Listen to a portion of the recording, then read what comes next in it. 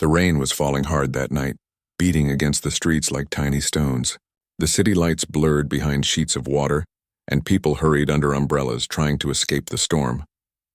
Cars splashed through puddles, horns echoed faintly, and the air carried the smell of wet asphalt mixed with the faint aroma of street food. Inside a sleek black car, a man sat quietly in the back seat. His name was Ethan Marshall, a billionaire known for his sharp business sense and quiet, serious manner. He had just left a charity gala where people wore tuxedos, sipped champagne, and made polite speeches about kindness and giving. But as the car moved through the poorer part of the city, Ethan stared out the window, watching a world that seemed far away from the one he lived in. The rain grew heavier, and the wipers struggled to keep the windshield clear. The driver, an older man named Richard, leaned forward and squinted at the road ahead. "We should take the highway, sir," he said. "It's flooding down here." Ethan didn't answer right away. His mind was lost in thought. He'd attended countless charity events, donated millions, and even built schools overseas. Yet somehow none of it felt personal anymore. It had become numbers on paper, headlines in the news, distant from real people's lives. As the car slowed for a red light, something caught his eye. On the corner, under a flickering streetlight, stood a young girl, maybe 10 or 11 years old. Her thin jacket was soaked through, and her hair clung to her face. She held a small plastic bag close to her chest and looked at a food stall a few steps away, one of those tiny noodle stands with steam rising from metal pots. Ethan watched as the girl approached the vendor. She spoke softly, her voice barely audible through the glass and the rain. The vendor, a middle-aged man wearing a cap, looked down at her, shaking his head. The girl reached into her pocket and pulled out a few coins, holding them out with trembling hands. The vendor looked uncomfortable. He said something, gestured toward the money, and pointed to the pot. Then he turned away. The girl lowered her head. The coins slipped from her hand and fell into the muddy water by her feet. She crouched to pick them up, wiping them with the sleeve of her wet jacket, but her hands were shaking too much. The vendor didn't look back. The people nearby just walked faster, eager to get home. "Keep driving," Ethan said automatically. But as the car rolled forward, he turned his head to look again. The girl hadn't moved. She just stood there, her shoulders hunched, her small body trembling as she stared at the steaming bowls of noodles she couldn't afford. Her lips moved, maybe whispering a prayer or an apology to no one in particular. Then she hugged herself and took a step back into the storm. "Stop the car," Ethan said suddenly. Richard glanced at him through the mirror. "Sir, it's pouring." "Stop the car," Ethan repeated. His tone was calm but firm. The car pulled over. Ethan grabbed his umbrella and stepped out, ignoring the rain that instantly drenched his shoes. The wind pushed against him as he crossed the street. The girl didn't see him coming. She was too busy trying to gather her few coins again. "Are you hungry?" Ethan asked. She froze. Slowly, she looked up at him. Her eyes were large and tired, with a mixture of fear and surprise. She nodded once, almost shyly. Ethan turned to the food vendor. "1 bowl of noodles, please," he said. The man hesitated, recognizing Ethan's expensive clothes and the car idling nearby. Sure, sir," he replied, quickly preparing a steaming bowl. Ethan handed him a bill that was far more than the price. "Keep the change," he said softly. When the bowl was ready, Ethan knelt beside the girl, holding it out carefully so the hot broth wouldn't spill. "Here," he said. "Eat slowly. It's hot." The girl's hands trembled as she took it. "Thank you, sir," she whispered. Her voice was almost lost in the rain. She sat on the small wooden stool near the stall, her feet barely touching the ground, and began to eat. Each bite seemed to warm her from the inside out. Ethan stood there quietly, umbrella in hand, watching her. Something inside him, something he hadn't felt in years, stirred. After a few minutes, he asked gently, "What's your name?" "Lila," she said between bites. "My name is Lila," he smiled faintly. "That's a nice name, Lila. Do you live nearby?" She shook her head. "Not really. We used to live near the school. But my mom got sick and we had to leave. We stay wherever we can now." Ethan felt a small ache in his chest. "Where's your mother now?" "She's resting," Lila said softly. "She hasn't eaten since yesterday. I was trying to get her some noodles, but..." She looked down at her hands, ashamed. "I didn't have enough money." Ethan crouched beside her so they were at eye level. "You're a good daughter," he said quietly.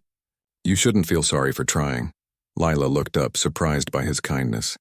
"Most people just tell me to go away," she said. "They say I should find work, but no one hires kids." The vendor glanced at them, pretending not to listen, but clearly moved. The rain softened a little, turning into a steady drizzle. Ethan's umbrella was doing little good. His suit was soaked through, but he didn't care. He ordered another bowl of noodles, this one for Lila's mother, and asked the vendor to pack it carefully. As he handed it to her, Lila's eyes filled with tears. "You don't have to," she said. "I know," Ethan replied, "but I want to." For a few moments, neither of them spoke. The street was nearly empty now. The sound of the rain filled the silence between them. "Do you go to school, Lila?" he asked finally. She shook her head. "I used to. I liked drawing. My teacher said I was good, but after my mom got sick, I stopped. We couldn't pay the fees." Ethan felt something shift inside him again, a quiet anger, not at her situation but at himself and the world that allowed this. He'd spent millions on art collections, luxury homes, and business deals, yet here was a child asking for noodles in the rain. When Lila finished eating, she stood and bowed slightly. "Thank you, sir. I'll take this to my mom before it gets cold." Ethan nodded. "Do you have somewhere dry to stay?" "There's an old bus stop near the bridge," she said. "It's not too bad when it doesn't rain too hard."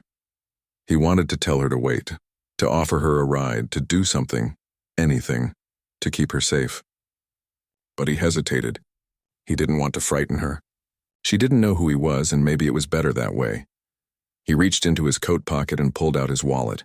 "Take this," he said, holding out a folded bill. Lila shook her head. "You already bought us food." "I can't take more." Ethan smiled gently. "It's not for you to owe me. It's for you to help your mother." She looked at him for a long moment, then took it carefully as if afraid it might disappear. "Thank you," she said again, her voice barely above a whisper. Ethan watched as she walked away, the small package of noodles held tightly in her arms, disappearing slowly into the rainy darkness. The sight stayed with him long after she was gone. When he got back into the car, Richard looked at him through the mirror. "Everything all right, sir?" Ethan nodded but didn't speak. The warmth of the car felt strange after the chill outside. Through the window, he could still see the faint outline of the noodle stall, steam rising like a ghost into the wet night. He thought about the girl's eyes, so young yet so full of weariness. He thought about how she had refused money at first, how she had thanked him more times than most business partners did after million-dollar deals. As the car drove away, Ethan leaned his head against the window. The city lights reflected in the glass, blurring into streaks of gold and silver. For the first time in years, he felt something stir deep inside. Not pity, but a quiet sense of responsibility. He had built companies, created jobs, and donated to countless causes. But tonight felt different. Tonight wasn't about charity or reputation. It was about one small girl in the rain, and the simple truth that kindness should never be a luxury. When he finally reached his mansion, the staff greeted him at the door, taking his coat and offering towels. But he barely noticed. His mind was still on that narrow street, on the steam rising from the noodle pot, and the little girl who had said thank you with more honesty than he'd heard in years. That night, as he sat by the window of his study, watching the rain slide down the glass, he couldn't shake the feeling that he had just witnessed something important, something that would not leave him alone. He thought of Lila and her mother, sleeping under the bridge or wherever they had found shelter, and he made a silent promise to himself. He didn't know how yet, but he would find them again. For the first time in a long while, Ethan realized that maybe the world didn't need another billionaire who gave from a distance. Maybe it needed someone who cared enough to step out into the rain. The next morning, the rain had stopped, leaving the streets shining under the early sunlight. The sky was pale blue, and puddles reflected the passing cars and tall buildings. But even with the clear weather, Ethan couldn't shake off what he'd seen the night before. He sat at the long dining table in his mansion, the kind of place most people only saw in magazines. A soft-spoken housekeeper poured his coffee, laid out fresh fruit and toast, but he barely touched any of it. He kept staring at the window, watching the drops of water slide down the glass. His thoughts kept returning to the little girl in the storm, Lila, with her soaked jacket, trembling hands, and quiet voice. The look in her eyes when she talked about her mother stayed with him.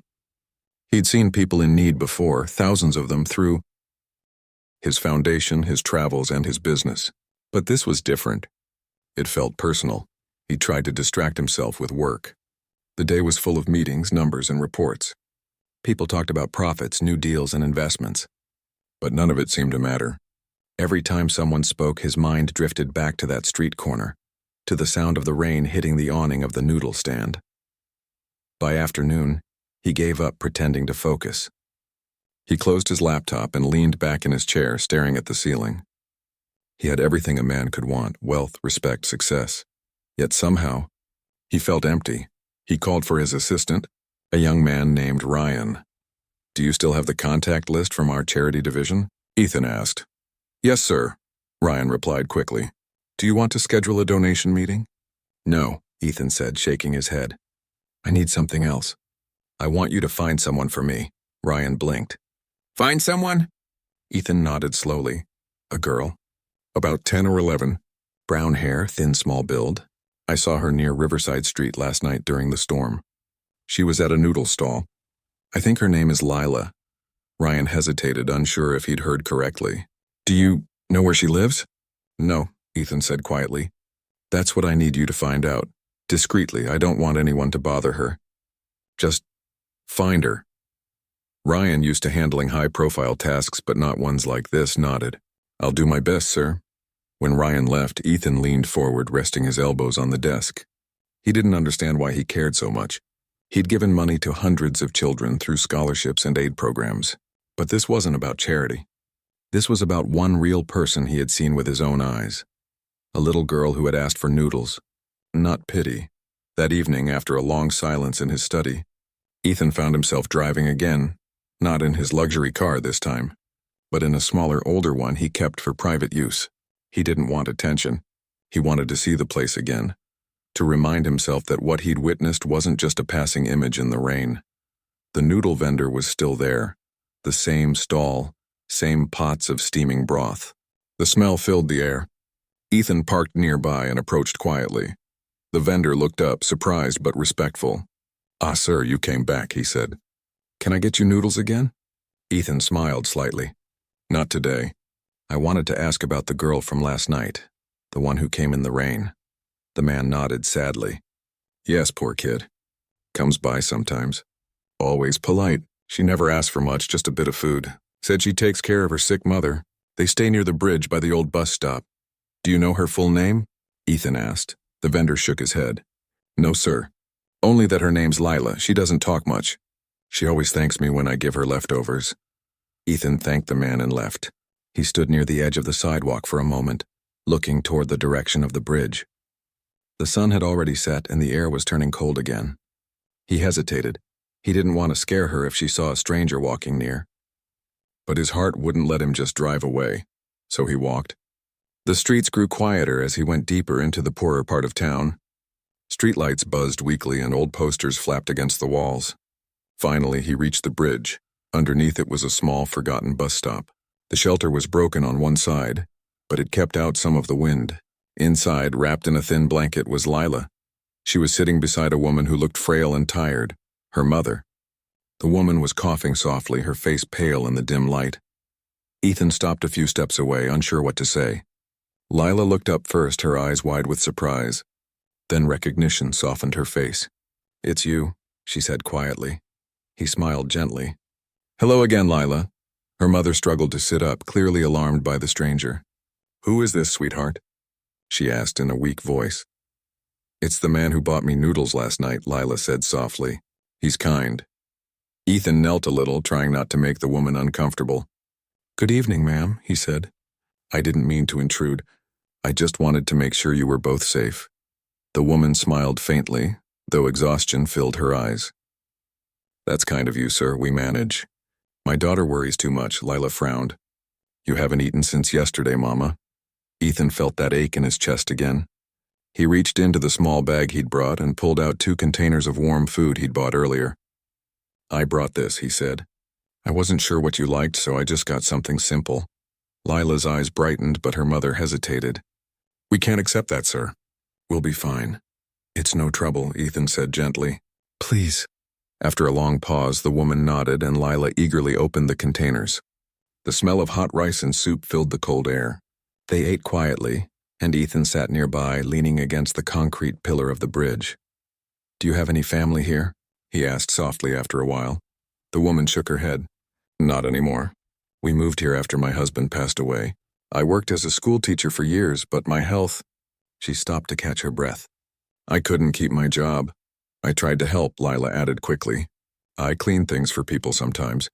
And the noodle man gives us soup when he can." Ethan listened, his heart growing heavier with every word. These weren't people looking for sympathy. They were surviving quietly, with dignity. As the wind picked up again, he noticed Lila's mother starting to shiver.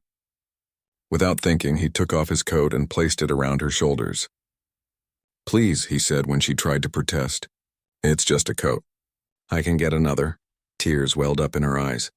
"You're a stranger, yet you show us more kindness than people we've known for years," she whispered. Ethan didn't know how to respond. He wasn't used to being thanked like that, not for something small and human. He stayed for a while longer, talking softly with them until Lila's mother began to drift off to sleep. Before leaving, he turned to Lila. "Do you go to the library near the park?" he asked suddenly. She nodded. "Sometimes when it's open. They let me read even though I don't go to school anymore." He smiled. "Good, keep reading, Lila, it's important. And I'll visit the noodle stand again soon, maybe we'll see each other there." She smiled shyly. "Okay." When Ethan walked away that night, something inside him had changed. The city around him looked the same. The noise, the lights, the endless rush. But it all felt different now. He realized how many people were living invisible lives. How easy it was to pass by and never see them. Back at home, he couldn't sleep. He kept picturing Lila's mother coughing softly under the bridge, and Lila trying to keep her warm with a thin blanket. The next morning, he called Ryan again. "I found them," he said quietly. "I want to help, but not in a way that draws attention. No press, no charity headlines, just help them live a normal life again." Ryan didn't ask questions this time. He'd seen the look in his boss's eyes before, the look that meant he'd already made up his mind. By the end of the week, Ethan arranged for a small apartment through one of his company's housing programs. He had groceries delivered anonymously, and a local doctor sent to check on Lila's mother. When the woman asked who had arranged it all, the doctor simply said, "A kind person who wants you to get better." Ethan didn't visit again right away. He wanted them to rest, to heal, to rebuild quietly. But every evening he thought of them. He began to notice things he had ignored before. The old woman selling flowers near his office. The young man sleeping beside a convenience store. The boy shining shoes outside the subway. It was as if Lila had opened his eyes to a world he had stopped seeing. That one small moment, a girl begging for noodles in the rain, had changed everything. And though Ethan didn't know it yet, the story was far from over. Because the next time he saw Lila, it wouldn't be on the street. It would be somewhere that would change both their lives forever. Days passed, but the image of Lila and her mother never left Ethan's mind. Every night when he came home, he would sit by the big window in his study looking out at the city lights and wonder how they were doing. He didn't know why this little girl had affected him so much. Maybe it was the way she had refused his money at first, or how she had spoken with such care about her mother. Whatever the reason, he couldn't ignore it. Ethan had lived a life of comfort and control. He was used to solving problems with money, with quick decisions and results. But this was different. This wasn't a business deal. It was a matter of the heart. He decided to make sure Lila and her mother were truly safe. So one morning he called Ryan again. "I need you to check on that family," he said quietly. "But don't let them know it's me. Just make sure they have what they need." Ryan nodded. "Yes, sir. I'll handle it carefully." A few days later, Ryan returned with a report. "Sir," he said, laying a folder on the desk. "I spoke with the landlord near the bridge area. The girl and her mother are no longer staying there. They moved into a small apartment under a new housing program. It's clean, safe, and close to a clinic." Ethan smiled faintly. "Good, and her mother?" "The doctor said she's improving," Ryan replied. "She's still weak, but the medicine is working. The girl helps take care of her. She even started visiting the local library again." Ethan leaned back in his chair, relief spreading across his face. For the first time in a while, he felt at peace. But at the same time, curiosity began to grow inside him. He wanted to know more about them, not out of pity, but out of respect. He spent the next week reviewing files from his own company's charity records. He realized something. There were hundreds of families in need living just a few miles from his office, yet he had never noticed them. His foundation gave money to large causes, but the smallest lives often went unseen. One evening, after a long day, Ethan decided to take a walk near the community center close to where Lila now lived. It was quiet there, with children playing in a small park and old men sitting on benches talking about the weather. Then he saw her, Lila. She was sitting under a tree, reading a worn-out book. Her hair was tied back neatly, and she looked healthier than before. The sight made him smile. She didn't see him at first, and he didn't approach her right away. He just stood there watching as she turned the pages, completely lost in her little world of words. Finally, he walked over slowly. "That must be a good book," he said gently. She looked up and her face lit up instantly. "It's you," she said, standing up quickly. "I didn't think I'd see you again." Ethan smiled. "I told you I'd visit the area again." She laughed softly, holding the book close to her chest. "Mama is feeling much better now. The doctor comes sometimes and gives her medicine. And we live in a small room, but it's nice. It has a real window." Ethan's heart warmed. "I'm glad to hear that, Lila. You deserve that and much more." She tilted her head. "You talk like someone who's important," she said innocently. "Are you a teacher?" Ethan chuckled quietly. "Not exactly. But I do learn new things every day." They sat together on the bench nearby, talking. Lila told him about how she liked to read stories about brave people who didn't give up even when life was hard. She said she wanted to write a book one day, so that other kids don't feel alone. Ethan listened closely, amazed by her strength and the way she spoke. She wasn't bitter about her past.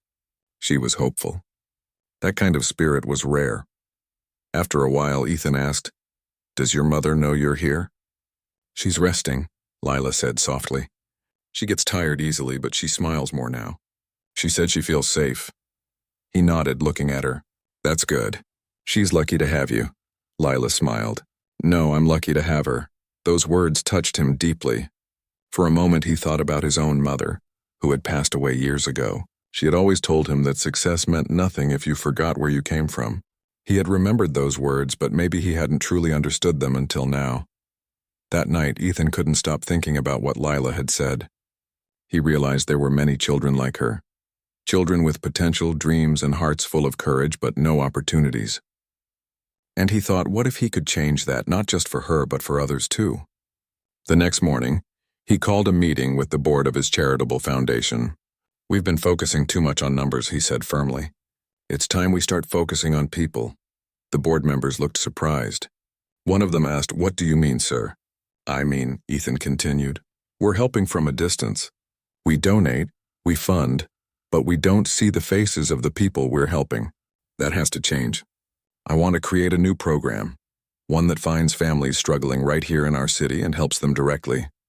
No paperwork, no red tape, real help for real people." There was silence for a moment, and then one of the directors said, "That's a big change, sir."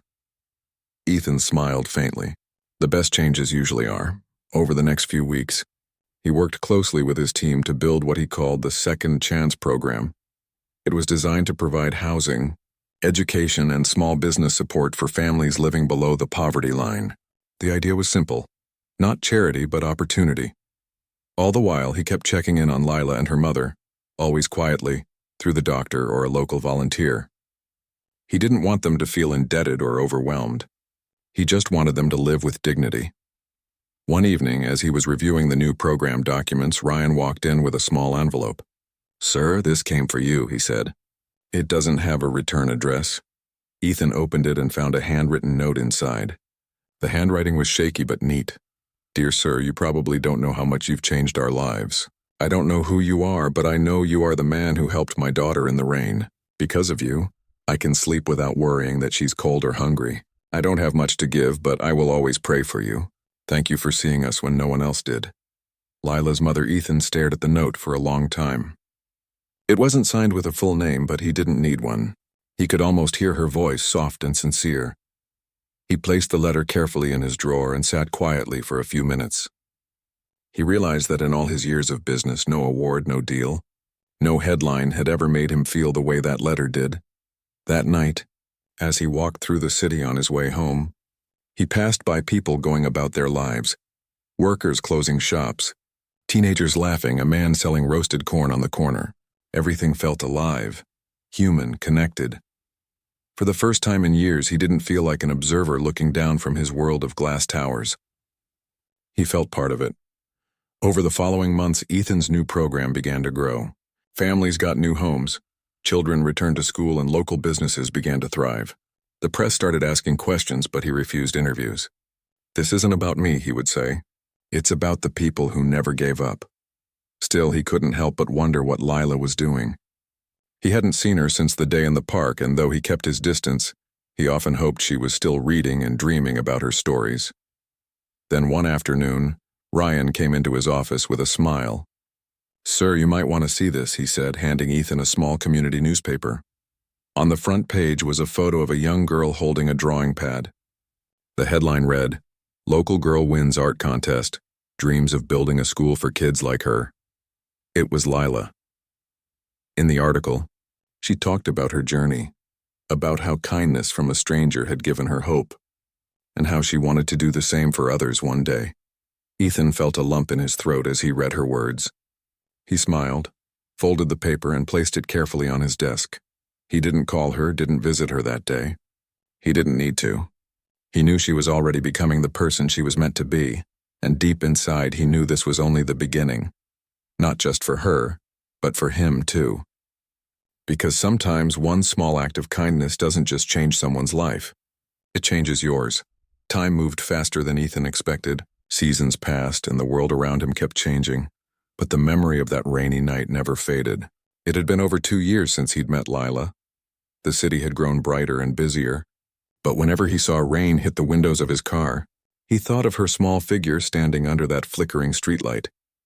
In those 2 years, his foundation had transformed. The Second Chance program had grown beyond his imagination.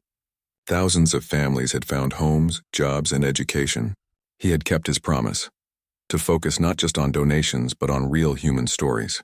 And yet, amid all the success, there was still one story that stayed closest to his heart. Lila's. He never revealed to her or her mother who he truly was. He continued to help them quietly, letting them believe it was the city's social program that supported them. He wanted them to live with dignity, not gratitude. That had always been important to him. One afternoon, while reviewing scholarship applications for a youth education initiative, a familiar name caught his eye. He stopped reading and leaned closer to the page. Lila. His eyes scanned the file quickly. Age 16, applying for the Young Artist Scholarship Program. Her school teacher had written a heartfelt recommendation about her creativity, leadership, and the way she inspired other students. At the bottom of the application, in her own handwriting, was a short essay. It began simply, "When I was little, someone helped me when I was hungry and cold. He didn't tell me who he was. He just gave me a bowl of noodles and listened to me talk about my dreams. That day changed my life. I want to be that kind of person one day. Someone who listens, someone who helps." Ethan read those lines again and again. He could almost hear her young voice from years ago, echoing through his memory. He sat back in his chair, smiling quietly. The scholarship committee was scheduled to interview the finalists in person the following week. For the first time in years, Ethan felt nervous. He knew she would have grown up now, taller, older, maybe more confident. But he wondered if she'd still recognize him after all this time. The day of the interview came quickly. The foundation's main hall was filled with young students, all dressed neatly and waiting anxiously. Their families sat nearby, some holding their hands, others whispering encouragement. Ethan walked into the room wearing a simple suit, not the polished kind he wore for public events. He didn't want this to feel formal. He wanted the kids to be comfortable. As he walked past the rows of applicants, his eyes searched quietly until they stopped on one face. There she was. Lila sat near the corner, holding a folder close to her chest. Her hair was neatly tied back, her clothes simple but clean. There was a quiet confidence in her posture, but her eyes still had that same warmth he remembered, the kind that saw the world with hope, no matter how unfair it could be. When she looked up and noticed him, Her eyes widened just a little as if something clicked in her memory. Ethan gave a small smile before turning toward the panel table. The interviews began one by one. Each student spoke about their dreams, their struggles, and how the scholarship would help them. Ethan listened carefully to all of them, giving gentle questions and encouragement. Finally, it was Lila's turn. She stood clutching her folder tightly and walked to the front. Her mother, sitting in the back row, gave a reassuring nod. Ethan watched her closely. Trying to stay composed, the lead interviewer asked, "So Lila, tell us why you want this scholarship." She took a deep breath before speaking. "Because I want to use it to make something that gives back. Art saved me when I was little. When things were hard, drawing made me feel like I could breathe again. I want to create art that helps children see beauty even in pain." The interviewer nodded. "That's very touching. Who inspires you?" There was a pause. Then Lila smiled softly.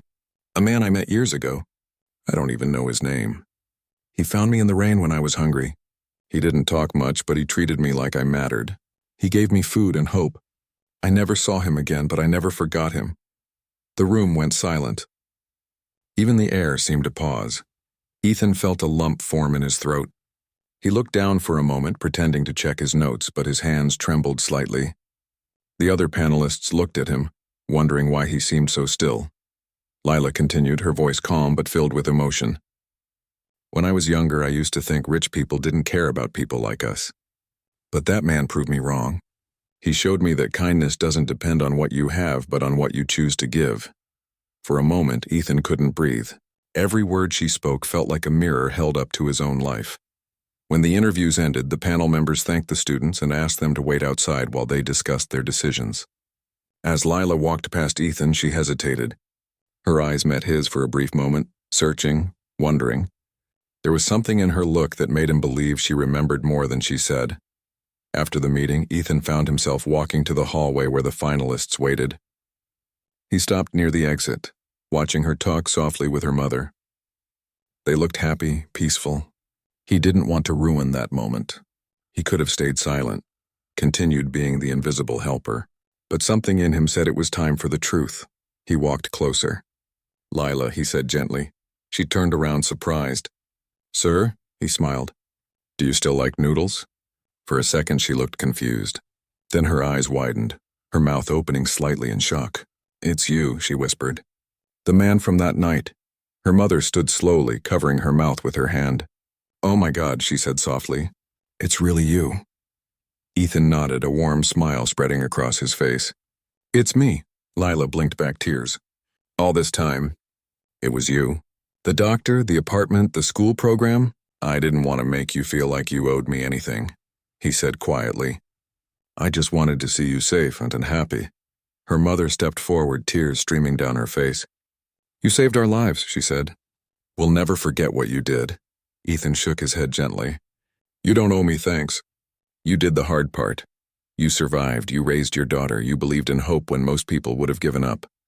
For a long moment, none of them spoke. The room seemed to fade away. It was as if time had folded back to that rainy night. Only this time there was no storm, no hunger, only gratitude and understanding. Lila wiped her eyes and smiled through her tears. "I always hoped I'd see you again," she said softly. "I wanted to tell you how much that night changed me. I started drawing again because of you. I wanted to make something beautiful out of that moment." Ethan's voice trembled slightly. "You already did, Lila. You turned that moment into a life full of purpose. I couldn't be more proud." People around them began to notice, whispering softly, recognizing Ethan from the news. But he didn't care about the attention. For him, this was not a story about fame or wealth. It was about connection, about the small act that had grown into something extraordinary. Later that evening, when the foundation announced the winners, Lila's name was at the top of the list. She stood on the stage holding her certificate, the lights shining down on her face. In the crowd, Ethan clapped quietly, feeling something he hadn't felt in years. Pure joy. After the ceremony, she walked up to him again. "Thank you," she said, her voice trembling. He smiled gently. "No, Lila, thank you for reminding me what really matters." Her mother joined them, holding her daughter's hand. "You've changed her life, sir," she said. "And mine too." Ethan looked at them both. You changed mine first, he said softly. That night, as he drove home, the rain began to fall again, gentle and calm, like a memory returning. He rolled down the window slightly, letting the cool air brush his face. The city lights blurred just like that night years ago, but this time, he didn't feel the same emptiness. He felt full. He thought about how a simple bowl of noodles had led to all of this. To hope, healing, and a reminder that even small acts of kindness could last a lifetime. When he reached his home, he didn't go to his study or his office. Instead, he stood by the window, watching the rain with a smile.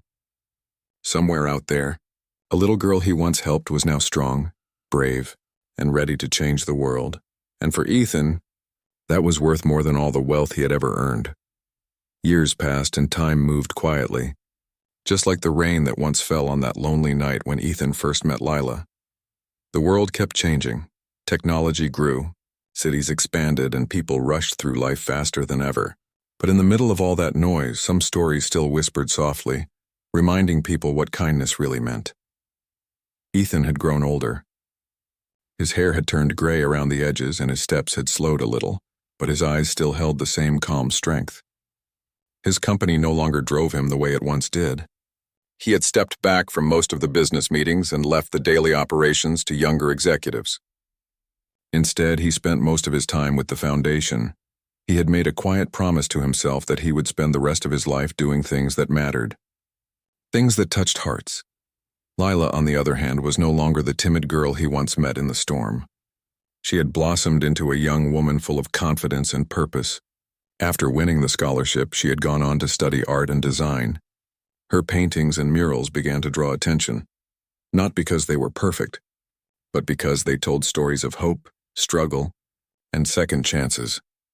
Her favorite painting, the one that made people stop and cry when they saw it, was titled The Night of the Noodles. It showed a small girl sitting under a broken streetlight in the rain, a man handing her a steaming bowl of noodles, their reflections glowing in a puddle. At the bottom, in small writing, she had painted the words, "Kindness starts where comfort ends." The painting hung in the main hall of the Foundation's headquarters. Every day, hundreds of visitors walked by it, unaware that the girl in the picture was Lila herself, or that the man who had saved her stood just a few offices away. Ethan often stopped to look at it. Each time it reminded him that one single act, something as small as stopping his car in a storm, could change not just one life, but many. A few years later, Lila began to work full-time at the Foundation. She didn't take a high position or a fancy title. Instead, she worked directly with the children, organizing workshops, teaching art, and listening to their stories. She knew their pain because she had lived it, and that made her voice powerful. The children loved her. They called her Miss Lila, and she treated them like family. She told them that life might start unfair, but it doesn't have to stay that way. Ethan would sometimes watch her from the glass balcony overlooking the Foundation's main hall, smiling, proud, and quietly amazed. Seeing her teach, laugh, and inspire others gave him a sense of peace that no business success had ever brought him. One afternoon, the Foundation held its annual charity event. The hall was filled with guests, philanthropists, artists, students, and families who had been helped by the programs. Cameras flashed, laughter echoed, and music played softly in the background. But for Ethan, this night felt different. He was tired.